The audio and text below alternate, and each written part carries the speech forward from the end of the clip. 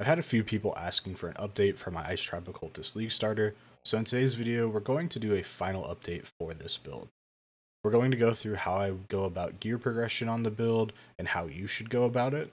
Then we're going to hit on my goals with the League starter, and finally we're going to talk about ways to progress even further with this build.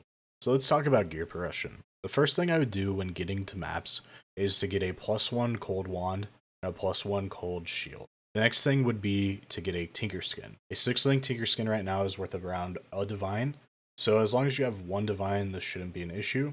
If you don't have a Divine yet, you could always get a Corrupted 6-link Rare that has the right sockets, or you could get a 5-link Tinker Skin and be perfectly fine. Once you have these two items, you can get a Heat Shiver, and from that point on, you should be able to get your first 2 Watchstones fairly easily. I was able to get both my Watchstones on day 2 with just a 5-link Tinker Skin. From here you can start transitioning into the Annihilating Light portion of this build. If you're on a super low budget, then play the version that uses Purity of Elements with Oath of the Magi. If you have around 3 to 5 Divines, you can probably skip Purity of Elements and just move straight into the recommended tree in Path of Building. The way you go about gearing for Annihilating Light should look something like this. At this point you have Heat Shiver and Tinker Skin, as well as the Annihilating Light. You want to make sure that you have a 61% reduced resistance or a 60% reduced resistance Annihilating Light. Anything significantly higher than this will make it more challenging to gear. From here you want to start with rings, and now I'm going to walk you through the process I go through when finding good rings. The process for searching rings should be fairly simple. First thing that you want to do is you want to get the total elemental resistance craft here in your stat filter. This is going to search for items that have up to the amount that you put of total resistance. So it combines cold, lightning, and fire resistance of an item, then that's how much total elemental resistance it has. So in this case, we're going to do 100. And the next step that you're going to want to do is you're going to want to look for a ring with an open suffix, so then we can craft the Chaos Res craft on the ring as well. So you go suffix, and then you see empty suffix modifiers. And the last thing that you can do is if you aren't on too crazy of a budget, you'll do life. And I would say like 60 life is probably fine. And then just make sure you put 1 for empty suffix modifiers. That makes sure that you have the ability to craft something extra onto the ring. Then you want to also make sure that you're searching for the ring. Then once we hit search here, we can already start to see some items. So some of these items are going to have crafts in them already because they have more than just 1 open suffix. But this item here would be a perfect item to start on. You know, you have 62 or 63 life, you have a ton of cold res, you have a decent amount of fire res, and you have an open suffix. So on an item like this, you could craft fire res and chaos, and basically you're going to have around mid-upper 30s fire res, a ton of cold res, and a little bit of chaos. And this can be your starting point. Then for the next ring, since you have a lot of cold res, because you got this ring, you're going to look for something that has a decent amount of lightning resistance and a decent amount of fire resistance. So you'd go back up here, you'd go back into here, and then you'd go lightning. The total lightning resistance. Then you'd go like, okay, so we need a lot of lightning res because we didn't get any on the other ring, right? So you do like 50, and realistically this can go up to like 60 or 70, so let's just do 70 and try to get a topaz ring. And then let's look for one that has a lot of fire resistance. Now this is probably going to be a lot more expensive. Yeah, so this is a little bit too expensive for that. So in that situation, just go back to here and just go back to 60. And we can see now we're back to a place where it's actually still pretty expensive. So maybe we can drop this to 35. And basically this is kind of how it works. You just do a little bit of trial and error and you can start to find items that are pretty good that match exactly what you want. So this one here has 62 lightning resistance and 37 fire res with T1 life for 36C. So then you would you'd probably still want to craft fire chaos on this.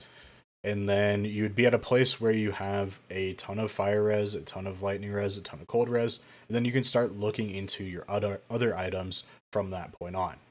This is the reason why you want to do it this way is because you get a ton of resistance on your rings, and that allows for you to skip resistances on boots in order to get movement speed. If you tried to get good life roll, good movement speed roll, and good resistance on boots, those boots are going to be like multiple divines. Whereas if you go out this route, you don't have to get as many resistance on boots. Now that you have your rings, the next step is up to you. If you can afford them, relic caches are a great option to get in the loot slot.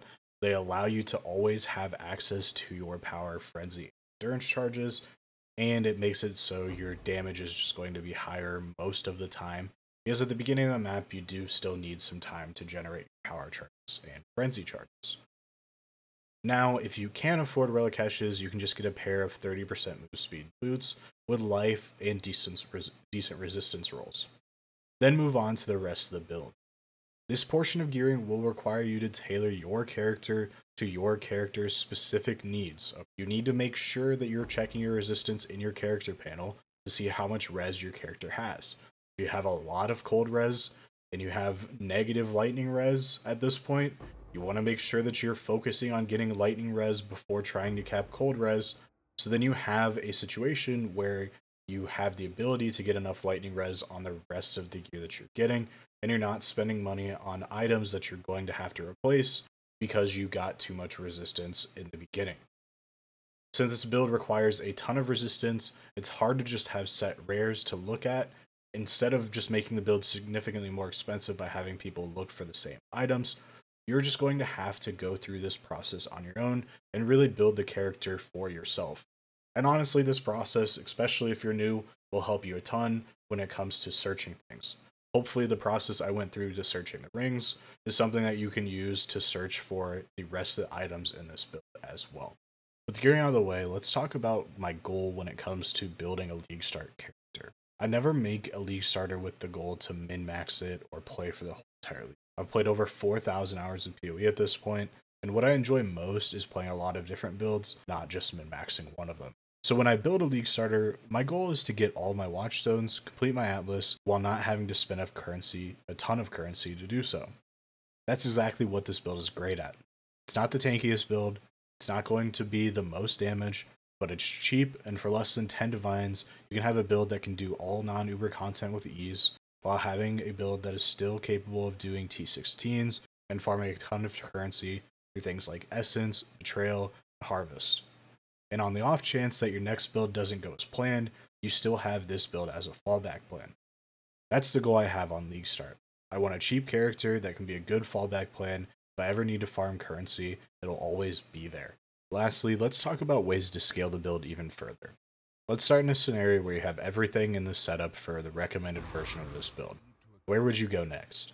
I'd personally suggest farming currency and starting another build. However, if you want to keep min-maxing, the options do exist in PoB. One of the first things that you can do is start to transition into using charms instead of Oath of the Magi. Charms will allow you to get a ton of extra crit multi through the 5% crit multi per power charge jewels, and also give you a chance to get elemental resistance through the you and nearby allies get elemental resistance options.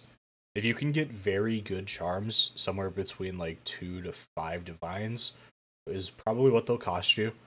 You can get to a place where you can drop some elemental resistance on your gear and get to a place where you can add in more chaos resistance, making the build more tanky, especially to chaos resistance, and giving you a ton of extra damage through more crit multi. You can also look to get corruptions. A +1 power charge heat shiver is nice, but it's around 9 divines. A +2 AoE Tinker Skin isn't that expensive, and honestly, if you know how to use tainted currency, you can get it for almost the same price as a normal 6 link. You can also look into Awaken Added Cold. That'll give you a easy way to get +1, and it's actually not that expensive right now. I think a +5 was around 100C, or a level 5 was around 100C. And then there's a ton of different ways to scale the build, and a lot of that's all based on how much money you want to spend. Rational Doctrine is crazy for this build. A good Watcher's Eye can give you a ton of extra damage, but at the end of the day, it just comes down to how much you're willing to spend. In the PoB, I have a version of the build that's able to one-shot Ubers. That version of the build is something you probably shouldn't spend the time gearing towards. It's 200 divines, and it's only made for farming Ubers. Realistically, if you wanted to do a cheaper version of this build, those builds are already out there, and you can get pretty close to the same amount of damage with a lot less money spent. You skip Rational Doctrine, if you don't get a crazy good Watcher's Eye, and if you don't get a +4 chest, you can still do hundreds of millions of damage for significantly less money. For those of you that played this build and continue to play the build, I hope you enjoy it. If you have any questions, feel free to leave a comment below. I try my best to answer as many as I can. Thanks for watching. The champion will fall.